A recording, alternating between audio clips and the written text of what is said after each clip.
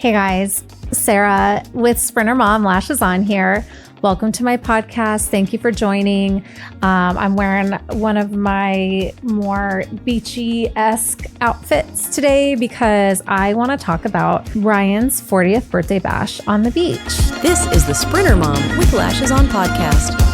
Backstory is we typically go to Rocky Point around Father's Day every year. We have our little family talent show. It's a grand time. All our friends go, and we've just been doing it a few years in a row. And so last Father's Day, we went to Rocky Point. We actually got permission from the court to take our 5 new kiddos and along with us.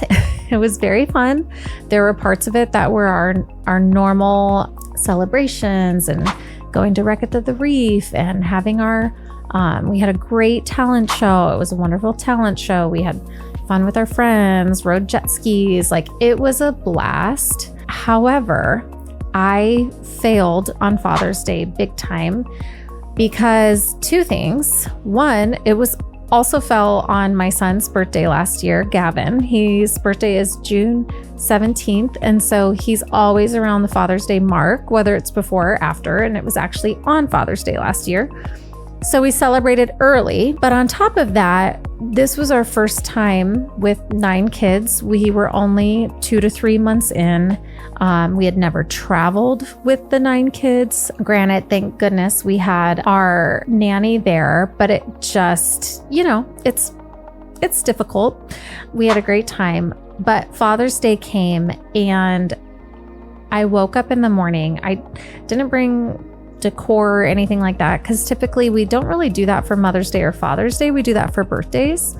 I didn't bring decor for Gavin's birthday because we had already celebrated his birthday before going to Rocky Point. I actually had some balloons and things that I could have blown up for his birthday, but in the morning I got the baby and the littles out of the house because I knew, let's let dad sleep in. That was my thought. Let's let dad sleep in. And so I went next door with some friends, took the little ones, and we kept the house quiet. Well, it kind of backfired, and dad woke up to not just an empty house, but literally no one said Happy Father's Day to him. None of the kids did, for maybe 2 hours later. This year, I was like, oh, we are not forgetting to decorate.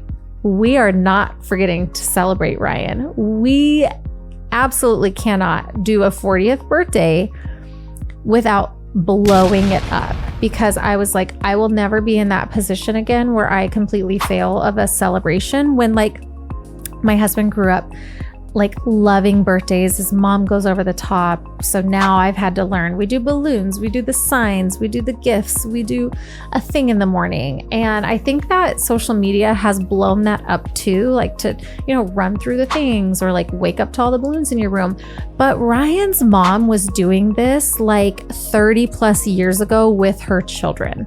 So he grew up already doing that pre-social media and Pinterest and all the fun ideas. He loves birthdays. So for his 40th, we gathered pretty much the same people that had gone with us the year before, and a few extra family members because family had never come along with us. And when he woke up on his 40th birthday, not only had my best friend and I stayed up to decorate the house very late because, it takes a while to go to sleep there because everyone's hanging out and, it's Mexico. And so we stayed up late and we decorated that house. We had balloons.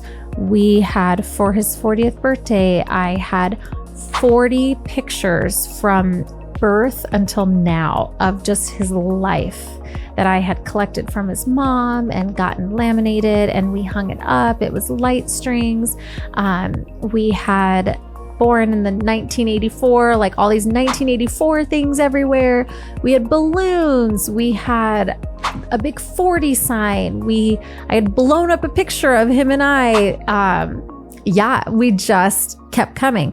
So I got We decorated everywhere. We made sure that was like a woo, hurrah. We all yelled happy birthday to Dad when he walked out that morning. We did not miss that. But on top of that, we had some other fun surprises.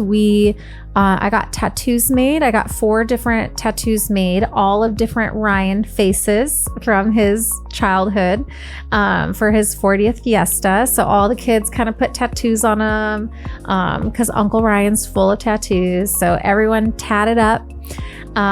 We had some of our buddies.